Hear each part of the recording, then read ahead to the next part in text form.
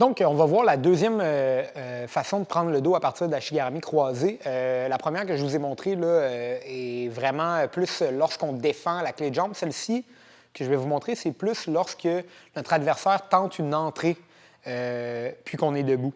Donc, je vais vous montrer, comment la mécanique fonctionne pour prendre le dos, mais aussi comment intercepter l'entrée de notre adversaire. Puis je parle souvent des fenêtres d'opportunité. C'est encore une technique qui fonctionne avec la fenêtre d'opportunité. Par contre, je vais la séparer de deux manières. Première technique que je vous montre, c'est comment, lorsque notre adversaire est attaché après nous, comment aller exposer le dos, puis ensuite, comment l'intercepter. Donc, on va aller en inversion ici avec Malik. Il va commencer à attaquer mes jambes, puis il va se connecter à ma hanche. Okay? La première chose, vous vous rappelez, c'est d'être solide ici dans la position. Je vais aller récupérer sa hanche opposée et son genou, puis je vais commencer à le faire pivoter en dessous de moi pour exposer un peu la position qui est comme à shigarami extérieur tout à l'heure.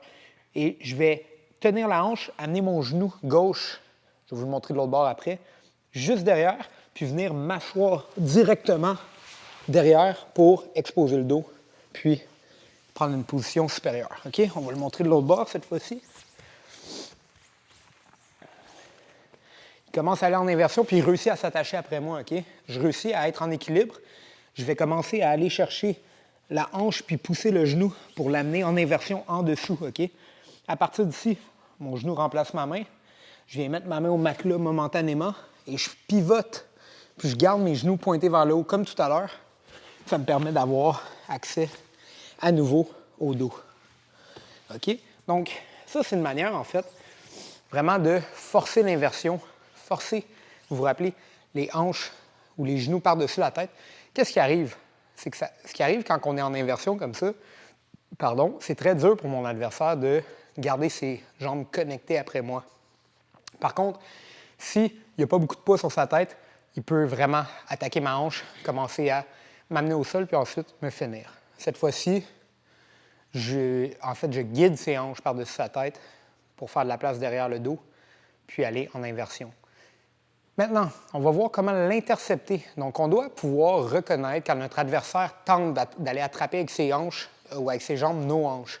Puis, il y a un bon moment pour intercepter. Okay? Je vais vous montrer lentement de quoi ça a l'air, puis ensuite un peu plus rapidement. Donc, quand Malik commence à amener ses hanches vers moi ici, ce que je veux faire, okay, c'est qu'avant qu'elle se connecte, je veux déjà commencer à changer mon angle. Donc, commence à te connecter ici. Je change mon angle en sortant mon genou vers l'extérieur. Puis, on se retrouve dans la position qu'on venait de faire. Puis mon genou est derrière sa hanche. Puis là, ça me permet, pendant qu'on change d'angle, de commencer à prendre le dos. OK?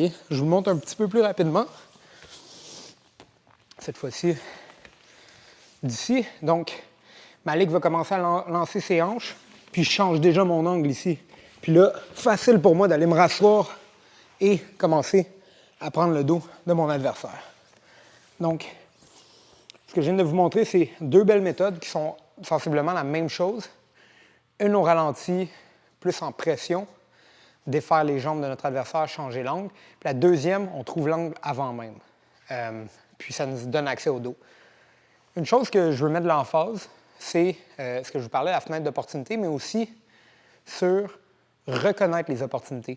Plus vous pratiquez ça, plus vous allez voir quand vos adversaires, vous êtes en train de rouler, par exemple, avec votre partenaire au gym ou en compétition, peu importe, voyez ces hanches aller en inversion puis vers les vôtres, il y a souvent un bon moment pour aller chercher le dos. La raison pourquoi, c'est que lorsque nos hanches vont en inversion dans les airs, notre dos est hors du matelas. Ça veut dire qu'il y a une possibilité de se glisser en dessous.